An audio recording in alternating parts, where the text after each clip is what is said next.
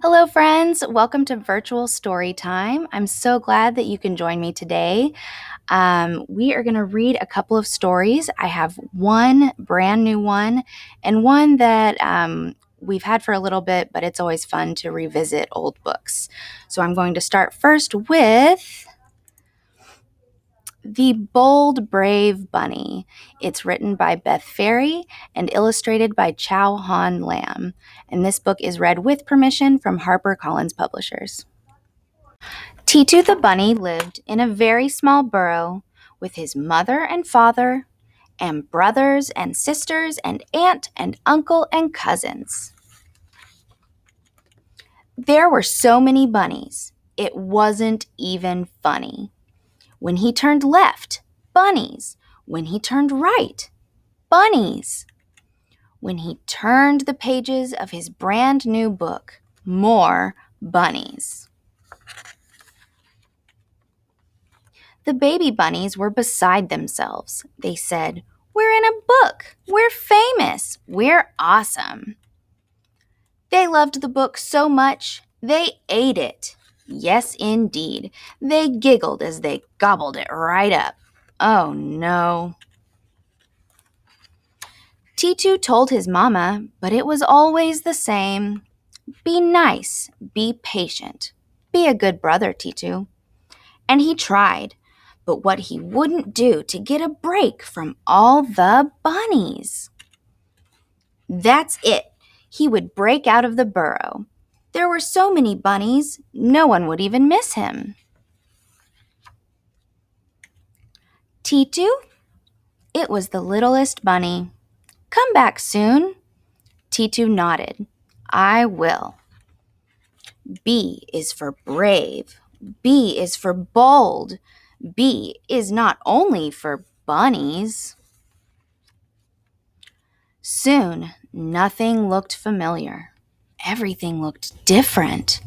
It was wonderful. In the morning, Titu saw amazing things.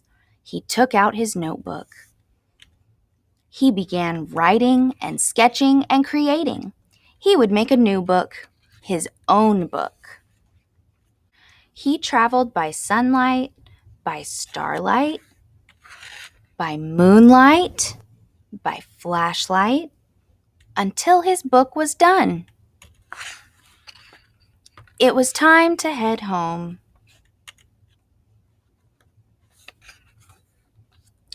Titu was tired and hungry and lost. He hugged his book tightly, wishing for a carrot. Wishing for comfort. Wishing for bunnies. Titu turned and saw his mother and father and brothers and sisters and aunt and uncle and cousins. There were so many bunnies, it was actually funny. From the tips of their ears to the fluff of their tails, they made a chain of bunnies that led all the way back home. We missed you, the littlest bunny said, and Titu realized he had missed them too. He held up his book. Look! The baby bunnies were beside themselves. They said, "You're famous! You're awesome! You wrote a book!" "We're lucky," said the littlest bunny. "Lucky you belong to us." And Titu realized he was lucky too. Because B was for brave. B was for bold. B was for belonging. And there was nothing better than that. The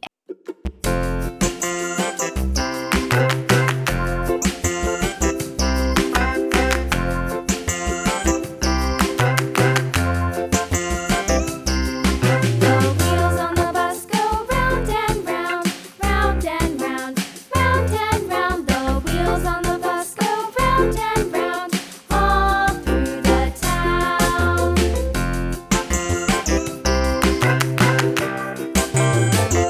The wheels on the bus.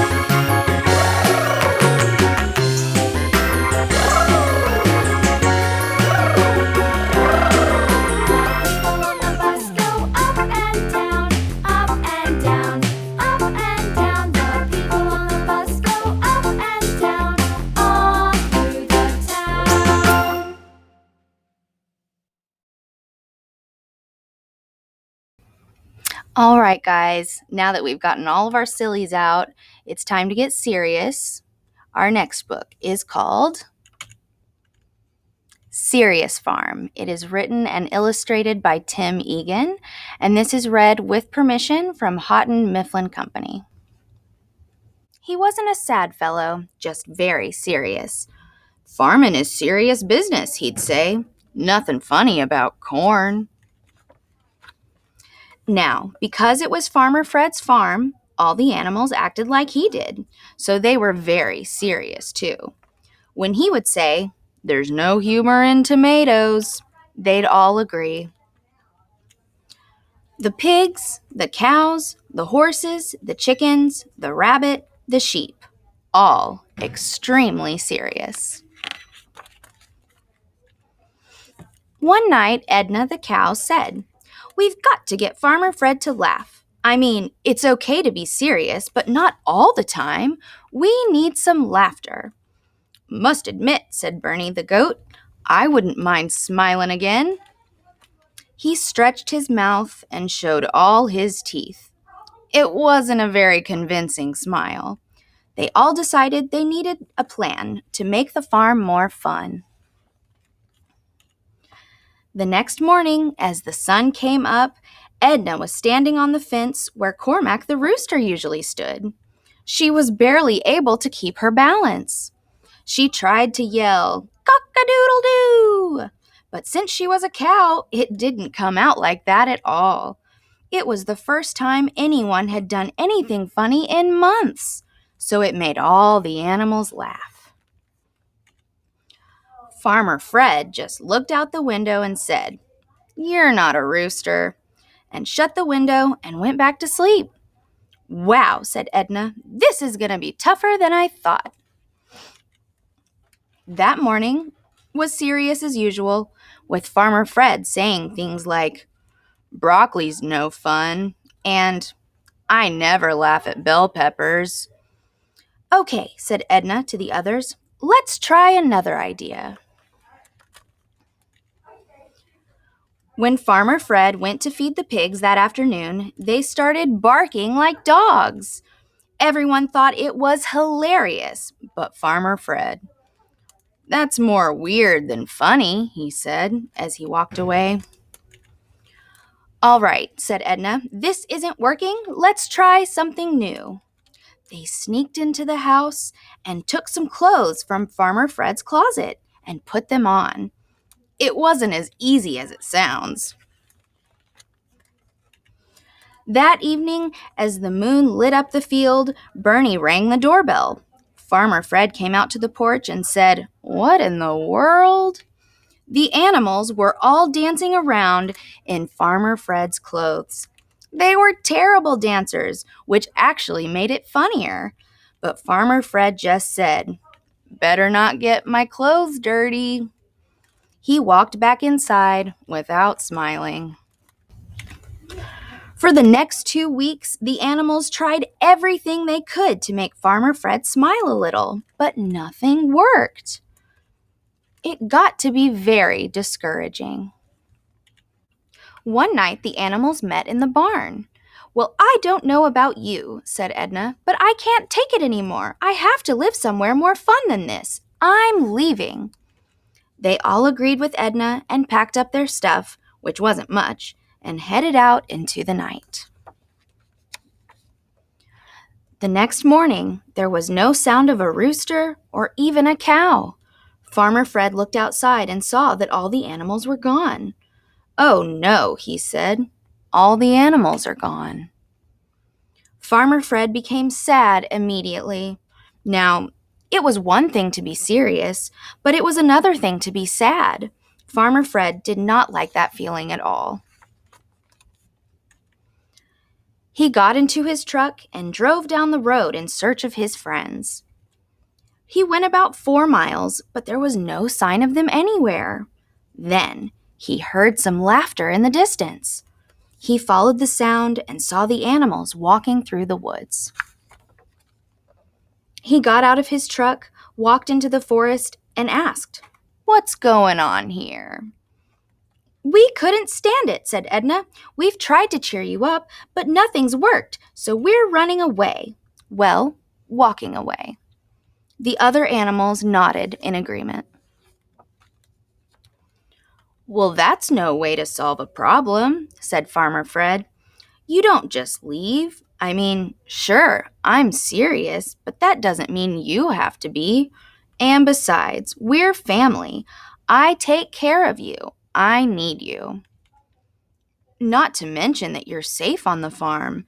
You'd probably be eaten by lions in a day or two out here in the woods. The animals thought about this for a moment.